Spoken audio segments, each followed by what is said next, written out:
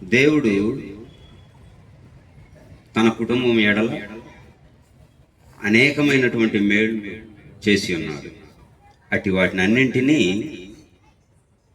జ్ఞాపకం చేసుకుంటూ అందరి సమక్షంలో దేవునికి కృతజ్ఞతలు తెలియజేసేటువంటి కూడికి.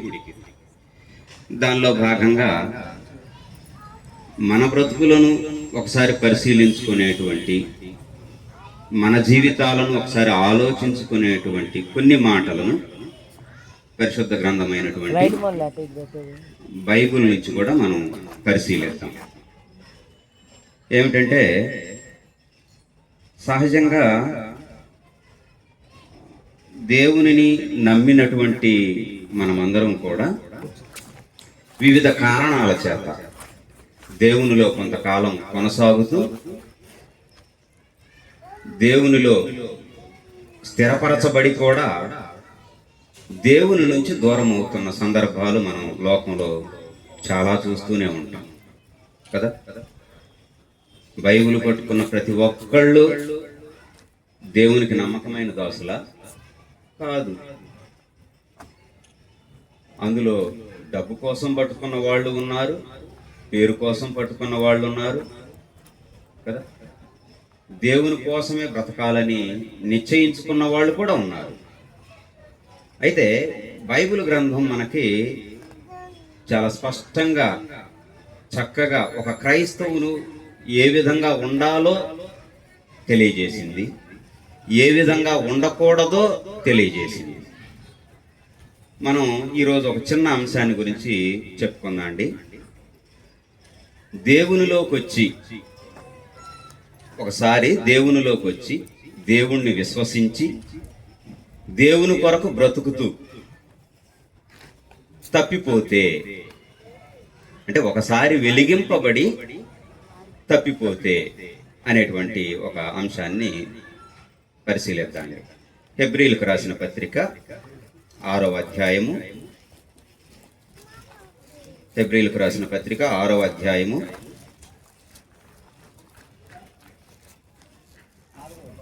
4వ వచనం. ఒకసారి వెలిగింపబడి పరలోక సంబంధమైన వరమును రుచి చూచి పరిశుద్ధాత్మలో పాలివారై దేవుని దివ్య వాక్యమును రాబోవు యుగ సంబంధమైన శక్తుల ప్రభావమును అనుభవించిన తరువాత తప్పిపోయిన వారు ఎవరు వీళ్ళు? ఒకసారి వెలిగింపబడి అంటే ఏమిటి? ఒకసారి వెలిగింపబడి అంటే ఏమిటి? ముట్టించడమా? కాదు. ఏమిటి దాని అర్థం? ఒకసారి దేవుని గురించి తెలుసుకొని, దేవుని యొక్క శక్తిని తెలుసుకొని దేవునిలోకి వచ్చి, అది వెలిగింపబడటం అంటే దేవునిలో క్రీస్తు రక్తం చేత కడగబడి, అంటే రక్షించబడి, మన అర్థంలో చెప్పాలంటే ఒకసారి రక్షించబడి పరలోక సంబంధమైన వరమును రుచి చూచి, దేవుని యొక్క శక్తి సామర్థ్యాలను రుచి చూచి అనుభవపూర్వకంగా తెలుసుకొని తప్పిపోయిన వాళ్ళు, తొలగింపబడితే ఉంటారండి. అలాంటి వాళ్ళు ఉన్నారు. బైబిల్ అలాంటి వాళ్ళని చాలా మందిని చెప్పింది. అలా ఉండొద్దు అని చెప్పడం కోసం రచించబడింది అన్నమాట. కొందరు వ్యక్తుల గురించి పరిచయం చేసింది.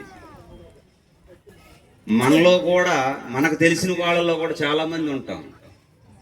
కొన్నాళ్ళు దేవుల్లో చూడంగానే అబ్బో చాలా మంచి వ్యక్తి, చాలా పరిశుద్ధుడు అని వింటాం. 2-3 సంవత్సరాలు పోగానే ఉన్న సాక్ష్యం అంతా పోగొట్టుకుంటాం, లోకంలో కలిసిపోతాం, ఇష్టానుసారంగా జీవిస్తూ ఉంటాం. అలాంటి వారిని బైబిల్ ఏముందంటే ఒకసారి వెలిగింపబడి తప్పిపోయిన వారు అంది. అలాగ ఒకసారి వెలిగింపబడి తప్పిపోతే వాళ్ళు ఎలాంటి విషయంలో ఉంటున్నారు చూడండి. దేవుని దివ్య వాక్యమును రాబోవు యుగ సంబంధమైన శక్తుల ప్రభావమును అనుసరించిన తరువాత తప్పిపోయిన వారు తమ విషయంలో దేవుని కుమారుని మరలా రెండోసారి సిలువ వేస్తున్నారట. 2000 సంవత్సరాల క్రితం యేసుక్రీస్తు వారు భూమి మీదకి వచ్చి ఒకసారి సిలువలో మరణించారు మనందరి పాపముల నిమిత్తం.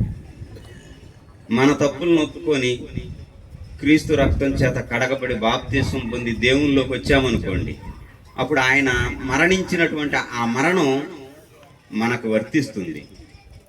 అలా దేవునిలోకి వచ్చిన తరువాత కూడా కొన్నాళ్ళు దేవునిలో జీవించి మరలా తప్పిపోయామనుకోండి, వాళ్ళ విషయంలో మరి ఒకసారి సిలువేసినట్లు, మరి ఒకసారి మనం సిలువేసినట్లు అన్నమాట. అలాంటి వారిని ఏమంటున్నాడు దాని క్రింద 6వ వచనంలో చివరి భాగం, తమ విషయంలో దేవుని కుమారుని మళ్ళా సిలువ వేయిచు బాహాటముగా ఆయనను అవమానపరచుచున్నారు గనుక మారు మనసు పొందునట్లు అట్టి వారిని మరలా నూతన పరచుట అసాధ్యం. జాగ్రత్త, మనలో ఎవరన్నా ఉన్నామేమో గమనించుకోండి. దేవుని గురించి తెలుసుకొని దేవునిలో ఉంటూనే దేవుని పరలోక సంబంధమైన వరములను రుచి చూచి మళ్ళా తప్పిపోతే యేసుక్రీస్తును మళ్ళా మనం సిలువేసిన దాంతో సమానం అంటుంది బైబిల్ కదా. బాప్తిస్మం అప్పుడే మనమేమి నిర్ణయించుకుంటాం, బ్రతుకుట క్రీస్తే పౌలు గారు అన్నట్టు. అంత మాట మనం అనలేము. సావు అయితే లాభం అంటామా? చదువుకోవటమే చదువుకుంటాం సావు అయితే లాభం అని, కానీ అంత మాట మనం అనలేము అనమాట. కానీ చనిపోయేంత వరకు నమ్మకంగా ఉండాలి. అప్పుడు బలా మంచి దాసుడా అంటారు. కొన్నాళ్ళు దేవునిలో ఉండి, కొన్నాళ్ళు మళ్ళీ లోకంలో ఉండి, మళ్ళీ ఏదో ఒక కష్టం రాగల మళ్ళీ దేవుణ్ణి నమ్ముకొని కదా. అలాంటి వారు రెండవసారి యేసుక్రీస్తును సిలువ వేసిన దాంతో సమానం. కాబట్టి మనం దేవునిలో దృఢమైన నిర్ణయం తీసుకోవాలి. తీసుకొని మనల్ని మనం పరిశీలించుకుంటూ ఉండాలి. అందుకనే ఏమంటున్నాడు, మరలా నూతన పరచడం అసాధ్యం అట్టి వారిని. అలాంటి వారిని మళ్ళా మనం నూతన పరచడం చాలా కష్టం. ఎందుకంటే అసలు దేవుడి గురించి తెలియని వాళ్ళకి చెప్పవచ్చు, కానీ దేవుని గురించి తెలిసిన వాళ్ళు తప్పిపోతే మనం ఏది చెప్పినా వాళ్ళు చెబుతారు కదా. ఇవన్నీ తెలుసు అంటాడు. ఓ ఇవన్నీ నేను చూడనయ్యా, నేను ఎప్పుడో 10 సంవత్సరాల క్రితమే దేవుణ్ణి ఎరిగాను అంటారు కదా. కాబట్టి అలాంటి వారిని నూతన పరచడం అసాధ్యం. మనలో అలాంటి వారము మన స్థితి ఏమిటనేది గమనించాలి. ఒకసారి గలతీయులకు రాసిన పత్రిక చూద్దాండి, 6వ అధ్యాయము. గలతీయులకు రాసిన పత్రిక అపోస్తలుడైన పౌలు 6వ అధ్యాయము 1వ వచనం, సహోదరులారా, ఒకడు ఏ తప్పిదములోనైనను చిక్కుకొని ఎడల ఆత్మ సంబంధులైన మీలో ప్రతివాడును తానును శోధింపబడుదునేమో అని తన విషయమై చూచుకొనుచు సాత్వికమైన మనసుతో అట్టి వానిని మంచి దారికి తీసుకొని రావాలను. మనలో ఎవరన్నా తప్పిపోతే ఏం చేయాలట? మనము ఒకవేళ అలాగ తప్పిపోతామేమో, మన సహోదరుడు తప్పిపోయిన దాన్ని బట్టి మనము కూడా తప్పిపోతామేమో అని జాగ్రత్త పడి తప్పిపోయినటువంటి వాడిని ఏం చేయాలట? సాత్వికం, శాంతయుతం, మంచి మనసు అన్నమాట. మంచి మనసుతో మరలా తీసుకొని రావాలి అట్టి వాణిని. బైబిల్ అట్లా తీసుకొస్తే ఏముంది చెప్పండి? ఒక వ్యక్తిని, తప్పిపోయిన వ్యక్తిని మరలా తీసుకొస్తే బైబిల్ ఒక పదం వాడింది, అగ్నిలో నుండి లాగినట్టు అంది. ఎంత గొప్ప మాట కదా. ముందు మనం తప్పిపోకుండా ఉండాలి. రక్షణ వ్యక్తిగతమైందా, కుటుంబం అంతటదా? వ్యక్తిగతమైంది కదా.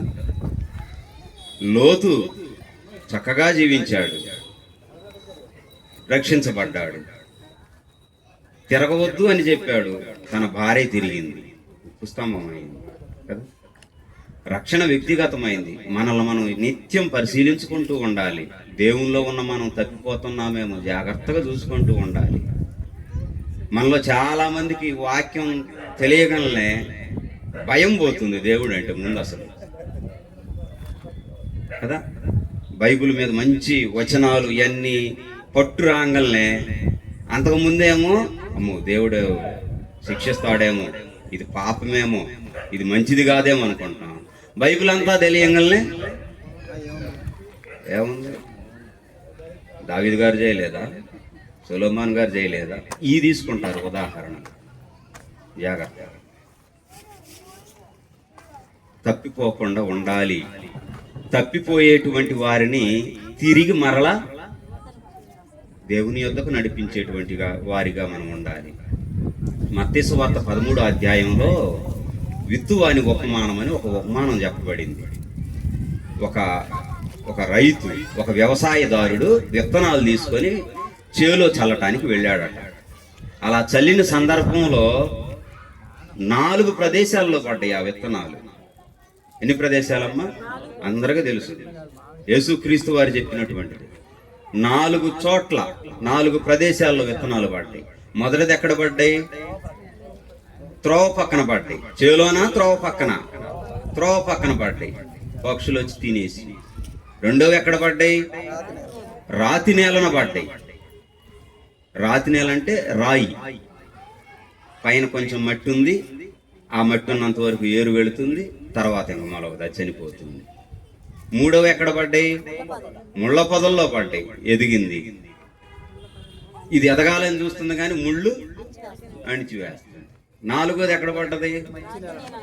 మంచి నేలను పడ్డది. అది 100 అంతులు 30 అంతులుగా ఫలించింది అంటాడు. ఒకసారి చూడండి, 13వ అధ్యాయం మత్తయి సువార్తలోనే మనకి ఈ పాఠానికి సరిపోయినటువంటి సందర్భం మనకు అక్కడ కనిపిస్తుంది.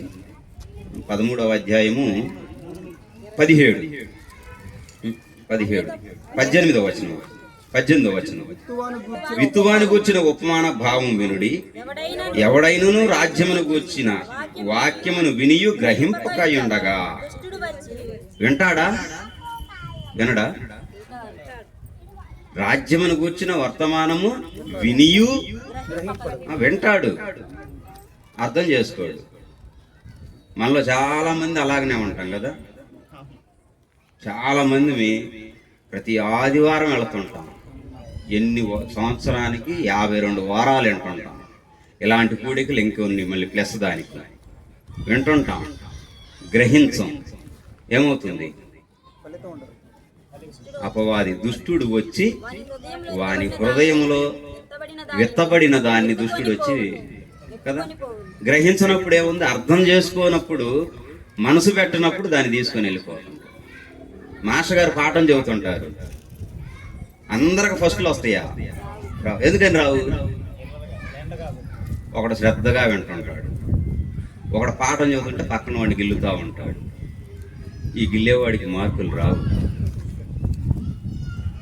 మీకు అర్థమయ్యే భాషలో చెప్పాలంటే, తరువాత దుష్టుడు వచ్చి వాని హృదయంలో విత్తబడిన దాన్ని ఎత్తుకొని పోవును. త్రోవ పక్కన విత్తబడిన వాడు వీడే. రాతి నేలను విత్తబడిన వాక్యము విని వెంటనే సంతోషంతో దాన్ని అంగీకరించువాడు. అయితే అతనిలో వేరు లేనందువలన అతడు కొంతకాలము నిలుచును గాని వాక్యము నిమిత్తము శ్రమ అయినను హింస అయినను కలుగగాని. ఇది తప్పిపోవడానికి కారణం. వింటాడు, శ్రమ గాని హింస గాని కలిగిందనుకో, ఇంకంతే, విడిచిపెడతాడు. కష్టాలు దేవుడు ఉంటే మరి నాకెందుకు ఎట్లా ఉండపోయింది అంటాడు ఒకే మాట. దేవుడు అనేవాడు ఉంటే ఎట్లా ఎందుకు జరిగి ఉండేది? లేడు, తీసేయి అంటాడు. వింటాడు, శ్రమ అయినను హింస అయిన కలగగానే అభ్యంతర పడతాడు. అదే తప్పిపోవడం అంటే. వినలేదా? విన్నాడు. తర్వాత ఈ 2 పదాలు గుర్తుపెట్టుకోండి, శ్రమ అయినను హింస అయినను. తర్వాత ముండ్ల పొదలలో విత్తబడిన వాడు వాక్యము వినువాడే గాని ఐహిక విచారమును ధనమోహమును ఆ వాక్యమును అణిచివేయును గనుక వాడు నిష్ఫలుడగును. ఇక్కడ 2 సందర్భాలు చెప్పాడు. ఇంకో రకం ఏమిటి? వీళ్ళు కూడా వింటారు, ఐహిక విచారము. ఏమిటి ఐహిక విచారం అంటే? విచారం అంటే ఆలోచన. ఐహిక విచారం అంటే ఈ లోకంలో మనం ఎలా బతకాలి, కుటుంబం ఏంది, భార్య ఏంది, పిల్లలేంది, రేపుడి పరిస్థితి ఏంది కదా. ఉండొచ్చా? అది ఉండకూడదా? ఉండకూడదు అనకండి. ఉండొచ్చా? ఉండకూడదా? ఉండాలి. దేవుడే కదా కుటుంబాన్ని ఇచ్చింది. మీరు ఫలించి అభివృద్ధి పొంది భూమిని నిండించండి, విస్తరించండి అని ఆశీర్వదించాడు దేవుడు. ఉండాలా లేదా? ఉండాలి. క్రైస్తవుడు యుక్తిగా తెలివిగా ఉండాలి కదా. 24 గంటలు దేవుడు దేవుడు అని తిరిగితే భార్య ఊరుకుంటుంది ఇంట్లో, భర్త ఊరుకుంటాడు ఇంట్లో, ఊరుకోరు. పిల్లలు తలా ఒక దారి అయిపోతారు. కాబట్టి దేవునికి కుటుంబానికి ఎంత సమయం కేటాయించాలో అది బేరీజు వేసుకోవాలి. నిత్యం దేవుడని కుటుంబాన్ని వదిలేసినా అక్కయ్య నీకల్లే చూస్తుంది. నిత్యం దేవుడని కుటుంబాన్ని విడిచిపెట్టినా దేవుడు దాన్ని అంగీకరించాడు కదా. నిత్యం కుటుంబమే నాకు ఇది తప్ప రెండో లోకం లేదన్నా, నీకు కుమారులు ఇచ్చింది నేను కదా, కుమారులు యెహోవా అనుగ్రహించి స్వాస్థ్యం నేనిచ్చాను, నా కొరకు కన్నావు పిల్లల్ని, కన్న తర్వాత నన్ను వదిలేశారు, నన్ను మర్చిపోయాడు. కాబట్టి రెండింటిని బేరీజు వేసుకోగలగాలి. అలా బ్యాలెన్స్ చెయ్యకపోతే అప్పుడు తప్పిపోతాం. గుర్తుపెట్టుకోండి, బ్యాలెన్స్ చేయాలి. దానికి 2 పదాలు వాడాడు ఇక్కడ. ఏం పదాలు వాడాడు? ఐహిక విచారమును, ధనమోహమును. ఈ పదం జాగ్రత్తగా గమనించాలి. మనలో చాలా మందికి అర్థం కాదు ఏంటంటే, ఎక్కువ మంది పాస్టర్ గారు వాళ్ళు ఏమని చెప్తారు? డబ్బు డబ్బు డబ్బు, అయ్యా డబ్బు మహా పాపిష్టిది, చెడ్డదంటారు. సందాలు మీరు సరిగ్గా వేయట్లేదు అంటారు. మళ్ళీ ఏంది ఇందులో ఉన్న పాయింట్ ఏమిటి? డబ్బేమో మహా పాపిష్టిది, చెడ్డదంటాడు. మీరంతా 5 రూపాయలు 10 రూపాయలు వేస్తే అట్లా నేను జీవించేది అంటాడు. దాని అర్థం ఏమిటంటే, ధనం సంపాదించాలి కదా. సంపాదించాలా లేదా? సంపాదించాలి.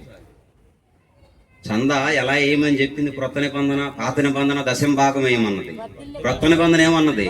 మీరు వర్ధిల్లిన కొలది. పదం చూడండి ఎంత చక్కగా ఇచ్చాడు. మీరు వర్ధిల్లిన కొలది, మీరు డెవలప్ అయిన కొలది దీన్ని కూడా పెంచండి వేసేదాన్ని. ఇంతకు డెవలప్ అవమనే వద్దనే, వృద్ధి చెందమనే, వర్ధిల్లమనే కాదనే, వర్ధిల్లమనే కదా. వర్ధిల్లటం వేరు. ఏం పదం అన్నాడు అక్కడ? ధనమోహము వేరు.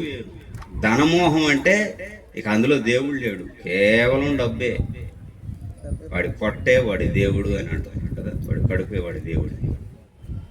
కేవలం డబ్బు కోసమే బతికితే దాన్ని ధనమోహం అంటారు కదా. దేవునిలో ఎదగటానికి, కుటుంబాన్ని క్షేమకరంగా చూసుకోవటానికి డబ్బు కావాలని బ్రతికితే అది దేవుడు పెట్టిన నియమం. వర్ధిల్లడంలో 2 రకాలు ఉన్నారు కదా. కాబట్టి మనం ఎలాగున్నాం? ఇక్కడ చెప్పినటువంటి 4 అంశాలు గుర్తుపెట్టుకోండి. శ్రమ అయినను, హింస అయినను కలిగితే వెంటనే దేవుణ్ణి విడిచిపెడతాం, బైబిల్ చెబుతుంది. అదే ఎడబాటు, దేవుడి నుంచి తొలగిపోవటం. రెండోది ఐహిక విచారము, ధనమోహము కదా. శ్రమ మనలో మనం అనుకుంటాం, కానీ శ్రమ రాగానే నీకేం తెలుసు, వచ్చిన వాళ్ళకి తెలుసు అంటాం కదా. బైబిల్ ఎన్ని ఉదాహరణలు చెప్పిందో. శ్రమలు పొందిన వాళ్ళు లేరా? ఉన్నారు. పౌలు గారు ఎన్ని శ్రమలు పొందారు? 3 పేరాలు చెబుతాడు. అన్ని శ్రమలు పొందారు. ఒకటి తక్కువ 40 దెబ్బలు తిన్నాను, బెత్తంతో తిన్నాను, గోడ పగిలిపోయింది, తుఫాన్ అన్నాడు, పెద్ద లిస్ట్ ఇచ్చాడు. అంత శ్రమలు పొందిన పౌలు గారు ఏమంటాడు? క్రీస్తు పడిన పాటలలో నేను ఏ పాటి పడ్డాను, కొదువైని మిగిలిపోయిన అయ్యానంటే అది కొద్దిగా పడ్డాను అంటాడు. క్రీస్తు ఏమంటాడు? ఒకసారి హెబ్రీలకు రాసిన పత్రిక చూద్దాండి, 5వ అధ్యాయము. హెబ్రీలకు రాసిన పత్రిక 5వ అధ్యాయము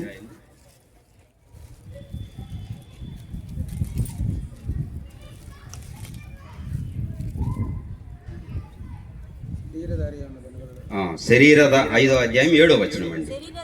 శరీరధారి అయి ఉన్న దినములలో మహారోదనతోను కన్నీళ్లతోను తన్ను మరణము నుండి రక్షింపగలవానికి ప్రార్థనలను యాచనలను సమర్పించి భయభక్తులు కలిగి ఉన్నందున ఆయన అంగీకరించబడెను అని చెబుతూ తర్వాత వచనం 8వ వచనం. ఆయన కుమారుడయ్యుండి తాను పొందిన శ్రమల వలన ఏమి నేర్చుకోవాలి? ఇదేమిటి? ఇందాక చెప్పిన దాంట్లో శ్రమ అయినను హింస అయినను కలగగానే దేవుణ్ణి విడిచిపెడతారని చెప్పాడు. అది మనం కదా. దేవునిలో సక్రమంగా ఉంటే, దేవుని కొరకు నేను బ్రతకాలని నిర్ణయించుకుంటే, ఖచ్చితంగా నిర్ణయించుకుంటే, మనకొచ్చే శ్రమలలో కూడా విధేయత, యేసుక్రీస్తు అదే శ్రమలలో విధేయత నేర్చుకున్నాడట యేసుక్రీస్తు కదా. ఎక్కువ శ్రమ పట్టబడినటువంటి వ్యక్తి ఒక ఆయన ఉన్నాడు బైబిల్లో. 7 కుమారులు 3 కుమార్తెలు. తూర్పు దేశమునున్నటువంటి జనులందరిలో గొప్పవాడు అని ఉంది బైబిల్ కదా. ఎవరు? యోబు గారు. ఎంత శ్రమ వచ్చింది? అపవాది అడిగింది. యోబు గారే, దేవుడు చెబుతాడు, నా భక్తుడైన యోబు సంగతి ఆలోచించావా అంటాడు. ఎందుకు ఆలోచించలా? నువ్వు ఆ కుటుంబం చుట్టూ కంచె వేసిదివి, ఒకసారి కంచె తీసి చూడు అంటాడు. అతని ప్రాణము తప్ప పో అంటాడు. ఒకే రోజు 7 కుమారులు చనిపోయారు, 3 కుమార్తెలు చనిపోయారు, ఆస్తి పోయింది, సర్వం పోయింది. ఏమన్నాడు? ఒక మంచి మాట అంటాడు చూడండి. 1వ అధ్యాయము ఒకసారి చదువుదాండి. యోబు గ్రంథము 1వ అధ్యాయము 20-21. అప్పుడు యోబు లేచి తన పై వస్త్రమును చింపుకొని తల వెంట్రుకలను గొరిగించుకొని నేల మీద పడి సాష్టాంగ నమస్కారము చేసి ఇట్లా, నేను నా తల్లి గర్భము నుండి దిగంబరినై వచ్చి తిని దిగంబరినై అక్కడికి తిరిగి వెళ్ళేదను. యెహోవా ఇచ్చెను. ఏ స్థితిలో అన్నాడండి ఇది? ఇది ఇందాక మనం చదువుకున్నామే, యేసుక్రీస్తు వారు శ్రమల వలన విధేయత నేర్చుకోవటం అంటే ఇది. ఒకే ఒక మొక్క అన్నాడు లాస్ట్లో, యెహోవా ఇచ్చెను, యెహోవా తీసుకొని పోయాను. నాకు మధ్యలో వచ్చినాయి ఇవన్నీ అన్నాడు అంతే. అని ఏం పదం ఆడాడు? యెహోవా నామమునకు స్తుతి కలుగును గాక అని చెప్పి దాని క్రింద అంటున్నాడు, ఈ సంగతులలో ఏ విషయం ఉందైనా యోబు ఏ పాపము చేయలేదు. ఇంతమంది నా సంతానాన్ని తీసుకున్న దేవుడు అన్యాయస్తుడు అని అనలా. నోటి నాలుకతో కూడా పాపం చేయలేదని బైబిల్ చెప్తుంది. అట్లా ఉండాలి దేవునిలో. ఒకసారి వెలిగింపబడి మళ్ళీ ఆరిపోకూడదు కదా. ఒకసారి వెలిగింపబడి ఆరిపోతే మరలా వారిని నూతనపరచటం అసాధ్యం. దేవునికి సాధ్యమే కానీ మనం ప్రయత్నం చేయలేము. అందుకని మనం నిత్యము దేవునిలో స్థిరపరచబడి ఉన్నామా లేదా ఆలోచించుకోవాలి. క్రొత్త నిబంధనలో ఒక వ్యక్తి ఉన్నాడు, దేమా. ఎవరు? దేమా. ఎవరి జత పనివాడు దేమా? పౌలు జత పనివాడు కదా.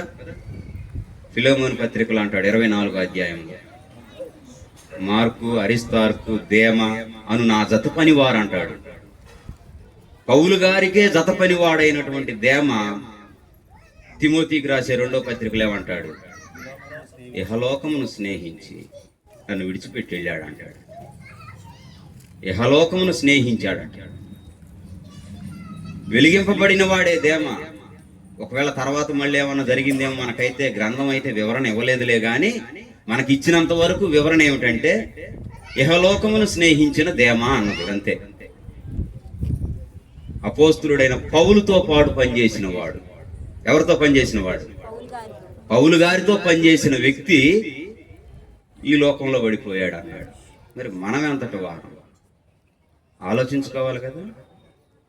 అనునిత్యం ఆలోచించుకోవాలి. దేవునిలో నిత్యం అంటు కట్టబడి ఉండాలి కదా.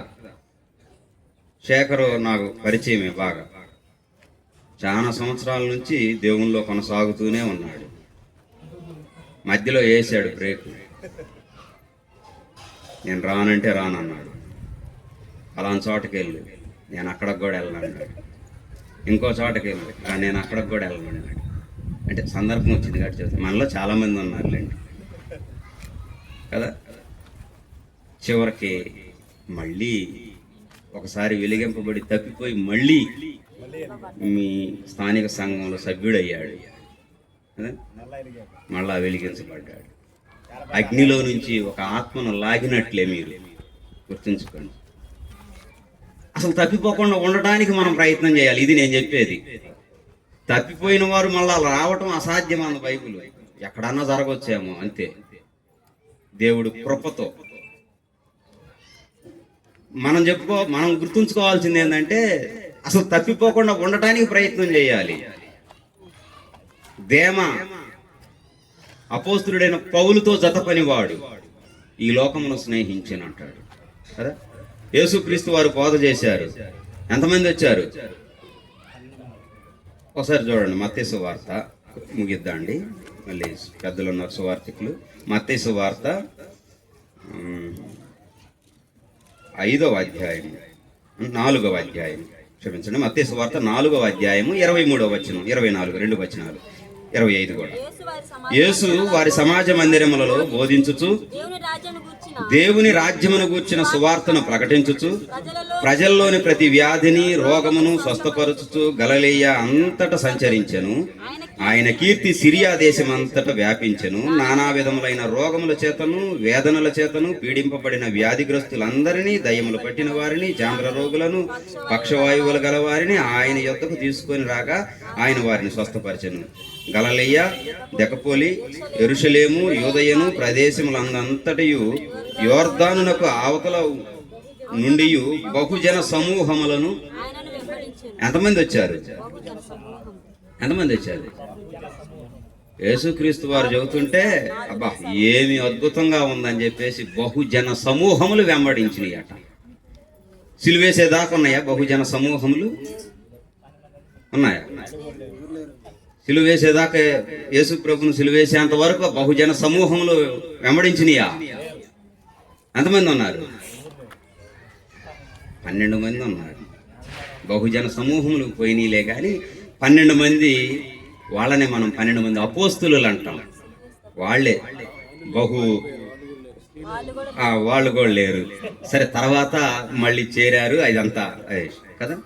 ఆ 12 మందిలో కూడా యేసుక్రీస్తును దగ్గరగా ఉండి, యేసుక్రీస్తు పక్కనే ఉండి, ఆయన కుర్చీ పక్కన ఎట్లా కుర్చీ వేసుకొని కూర్చున్న ఆయన తప్పిపోయాడు. ఎవరో? ఆ 12 మందిలో కూడా ఒక ఆయన తప్పిపోయాడు. ఎవరో? ఇస్కరియోతు యోధ. చూడండి ఒకసారి మత్తయి సువార్త 12వ అధ్యాయం, క్షమించండి, యోహాను సువార్త 13వ అధ్యాయం. యోహాను సువార్త 13వ అధ్యాయము ఒక మాట అంటాడు ఇస్కరియోతు యోధ గురించి. 13వ అధ్యాయము 2వ వచనం. 13వ అధ్యాయం 2వ వచనం. వారు భోజనము చేయుచుండగా ఆయన అప్పగింపవలనని సీమోను కుమారుడగు ఇస్కరియోతు యోధ హృదయములో అపవాది ఇంతకు ముందు ఆలోచన పుట్టించి ఉండెను. ఎవరి హృదయంలో ఆలోచన పుట్టించింది? ఇస్కరియోతు యోధాకు దేవుడు తెలియదా? తెలుసు. యేసుక్రీస్తు గురించి తెలుసా లేదా? తెలుసు. యేసుక్రీస్తు పరిచర్య చేసిన ఆ 3.5 సంవత్సరాల పాటు ఆయనతో పాటు తిరిగిన వాడే, కానీ తప్పిపోయాడు. కేవలము ఇందాక మనం చదువుకున్నామే విత్తువాని ఉపమానంలో ఏమేంటి? శ్రమలు, హింసలు, ఐహిక విచారము, ధనమోహం. ఇదిగో ఈయన ధనమోహము. ఎంత ధనమోహము? ఎంత కాస్ట్, విలువ ఎంత? కేవలం 30 వెండి నాణెముల కోసం అన్ని అద్భుతములు చేసిన యేసుక్రీస్తుని అప్పగించేశాడు కదా. దేవుని ప్రణాళిక ఏమిటి? ఈ 12 మంది అపోస్తులు 12 సింహాసనాల మీద కూర్చొని ఇశ్రాయేలు అందరికి తీర్పు తీర్చాలని దేవుని ప్రణాళిక. 11 మంది నిలిచి ఉన్నారు, ఒక వ్యక్తి మాత్రం తప్పిపోయాడు. ఒకసారి ఆ వచనం కూడా చూద్దండి. ఆ అపోస్తుల కార్యం 1వ అధ్యాయంలో 12వ వ్యక్తిని ఎంచుకుంటారే, ఆ సందర్భంలో కనిపిస్తుంది. అపోస్తుల కార్యములు 1వ అధ్యాయము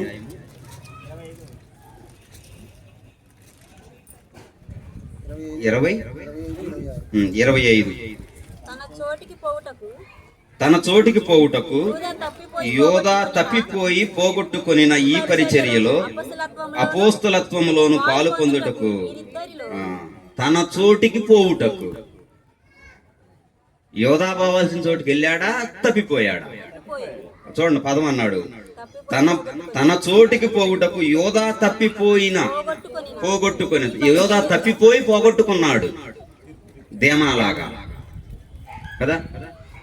ఇస్కరియోతు యోధా కూడా క్రీస్తుని తెలుసుకొని. మరి మన పరిస్థితి ఏమిటి? యేసుక్రీస్తు, స్వయంగా యేసుక్రీస్తుతో పాటు నడిచిన ఆయనే ధనమోహం చేత తప్పిపోయాడు. ఇప్పుడు మనకెన్ని అవసరాలు ఉన్నాయి కదా, కుటుంబం గడవాలంటే మామూలు విషయమా? మరి మన పరిస్థితి ఏంటి? అందుకని ఇందాక చెప్పామే, దేవునిని కుటుంబాన్ని చక్కగా సమభావంతో నడుపుకోగలిగితేనే ఆ కుటుంబం వర్ధిల్లుతుంది. మొత్తం దేవుడే, భార్య పిల్లలు ఉంటే ఉన్నారు, పోతే పోయారు. దేవుడు మెచ్చుకుంటాడా? మూర్ఖుడా అంటాడు. ఒకటే మాట. వివాహ వ్యవస్థను ఏర్పరిచింది నేను, వారు నిద్రించుచుండగా కుమారులను అనుగ్రహించింది నేను, సంతానాన్ని అనుగ్రహించింది నేను. వాళ్ళు పోతే పోయారని నువ్వు దేవుడి కోసమే అని అంటే మూర్ఖుడా అంటాడు. నాకు ముందు కుటుంబమే ముఖ్యం, అసలు ఏదీ లేదు, నాకు ఇదే ప్రామాణికం అంటే అప్పుడు కూడా మూర్ఖుడా అని అంటాడు. రెండింటిని బ్యాలెన్స్ చేయగలగాలి, అప్పుడు దేవుల్లో ఉండగలుగుతాం కదా. ఇంటి నిండా అప్పులు ఉన్నాయి అనుకో, మనస్ఫూర్తిగా ఆరాధన చేయగలుగుతామా కదా. బుధవారం వాళ్ళు, శుక్రవారం వాళ్ళు, శనివారం వాళ్ళు డోర్లు కొడుతున్నారు అనుకో, సంపూర్ణంగా ఆరాధనలో పాల్గొంటాము. మన పరుగంతా జీవన పోరాటం. అందుకని క్రైస్తవుడు తెలివిగా వర్ధిల్లాలి, వర్ధిల్లుతూ దేవునిలో కూడా వర్ధిల్లాలి. అది బైబిల్ చెప్పిన సారాంశం. లేకుంటే దేమాలాగా పడిపోతాము, లేకుంటే ఇస్కరియోతు యోధాలాగా పడిపోతాము. పాత నిబంధనలో ఒక ఆయన ఉన్నాడు. ఎవరు? ఒకసారి రాజుల 2వ గ్రంథము, ఎలీషా గారి దగ్గర సేవకుడు గెహాజీ. ఒకసారి చూడండి, అది ఒక్కటి చదువుకొని ముగిద్దండి. రాజుల 2వ గ్రంథము 4-5 అధ్యాయాలు. 4-5. ఈయన గెహాజీ ఒక వ్యక్తి ఉన్నాడండి. గెహాజీ ఎవరికి సేవకుడిగా ఉన్నాడు? ఎలీషా. ఎలీషా ఎవరి శిష్యుడు? ఏలియా గారి శిష్యుడు కదా. ఏలియా గారు చనిపోయిన తర్వాత ఎలీషా గారికి సేవకుడిగా గెహాజీ అని ఒక ఆయన ఉన్నాడు. ఎలీషా గారు చేసే అన్ని చూస్తానే ఉంటాడు. ఎలీషా గారు ఏం చేశారు? కొన్ని సందర్భాల్లో మనకి ఒక ఆవిడ వితంతువు, భర్త చనిపోయిన ఆవిడ, నేను బ్రతకలేకపోతున్నానంటే ఒక అద్భుత కార్యం జరుగుతుంది. నూనె కదా, ఖాళీ పాత్రలు అన్నీ తెచ్చుకోమ్మా అని చెప్పి ఎన్ని పాత్రలు అయితే తెచ్చుకుంటుంది అన్ని పాత్రలకి నూనె నింపబడుతుంది. వాటిని అమ్మి జీవనం సాగించమ్మా అని చెబుతాడు కదా. గెహాజీ చూస్తాడు, ఇవన్నీ చూస్తూ ఉంటాడు. మరి ఆయన సేవకుడు కదా, ఎప్పుడు ఆయన వెంటే ఉంటాడు. తర్వాత ఇంకొన్ని అద్భుతాలు చేస్తాడు. కుమారులు లేరన్న వాళ్ళకి వృద్ధాప్యంలో నేను స్త్రీని కనడానికి శక్తి సామర్థ్యాలు లేవన్నా కానీ దేవుడు వచ్చే ఈ కాలానికి నీ కుమారుడిని అనుగ్రహిస్తాడని చెబుతాడు.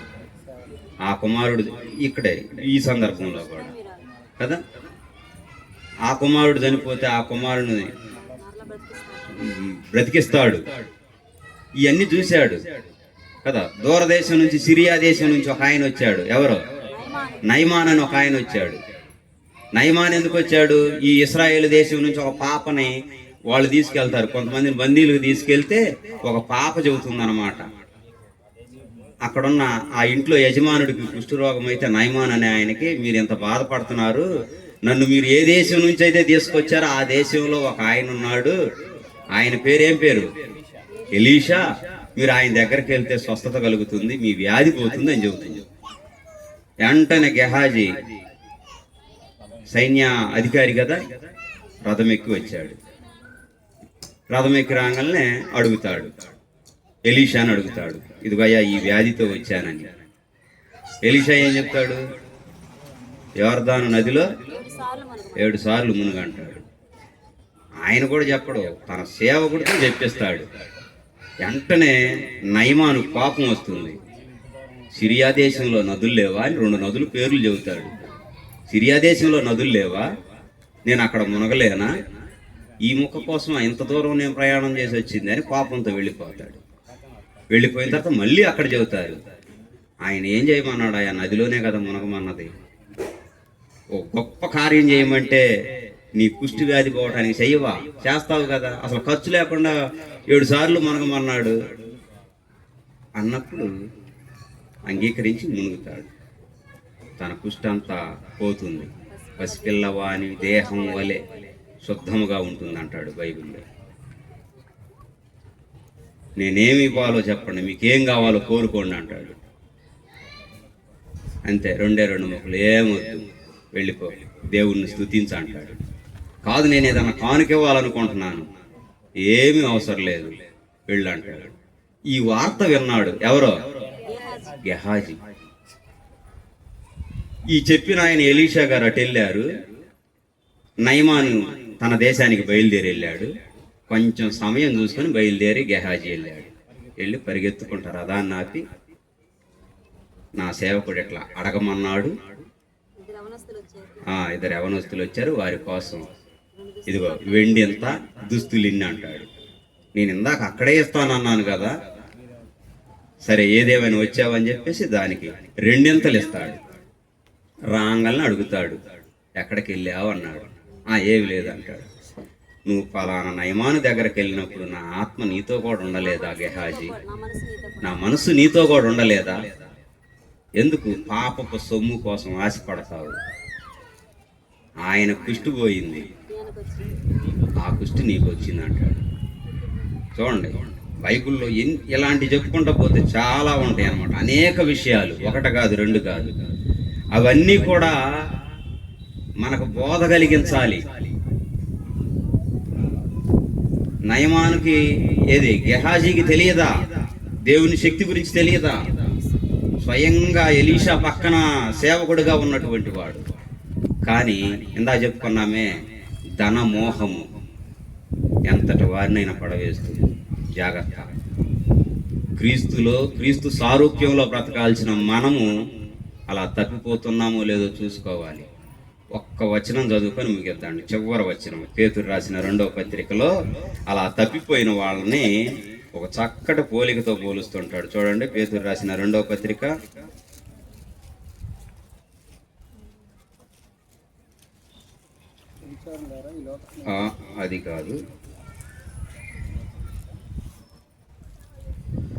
'పంది బురదకు మరలినట్టు అనేటువంటిది నిజమైన సామెత చొప్పున వీరికి జరుగునంటాడు.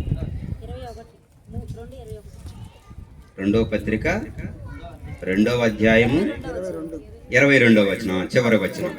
దానిపై ఇది కూడా 20 నుంచి చదువుదాం. చివరి వచనం జాగ్రత్తగా గమనించండి అమ్మా.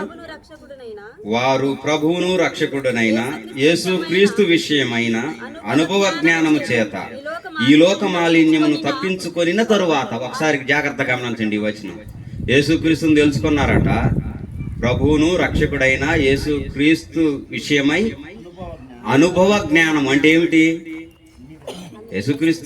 యేసుక్రీస్తు చెప్పిన బోధలన్నీ తెలుసు. అనుభవ జ్ఞానం ఉంది. అనుభవ జ్ఞానం ఉండి ఈ లోకంలో ఉన్నటువంటి చెడుతనం, మాలిన్యం అంటే ఈ లోక మాలిన్యమును తప్పించుకున్న తర్వాత మరలా వాటిలో చిక్కుబడితే, ఒకసారి లోకంలో నుంచి ఇటు వచ్చాం, తర్వాత కొన్నాళ్ళు దేవునిలో ఎదిగాం, ఈ లోక మాలిన్యం నుంచి తప్పించుకొని యేసుక్రీస్తు రక్తం చేత కడగబడి పరిశుద్ధులుగా పిలువబడుతున్నాం. కొన్నాళ్ళు అనుభవ జ్ఞానాన్ని సంపాదించి మరలా వాటి చేత చిక్కబడితే ఏమంటున్నాడు? వారు చిక్కబడిన ఎడల వారి కడవరి స్థితి, ఒకసారి వెలిగింపబడిన తర్వాత మళ్ళా తప్పిపోతే నువ్వు అసలు దేవుణ్ణి తెలుసుకోకుండా ఉన్నప్పుడు పడేటువంటి స్థితి కంటే తెలుసుకొని తప్పిపోయినప్పుడు ఉంటదే స్థితి, అది మరీ చెడ్డది అన్నాడు కదా అని చెప్పి ఒక పోలిక అంటున్నాడు. చూడండి ఏం పోలిక పోలుస్తున్నాడు.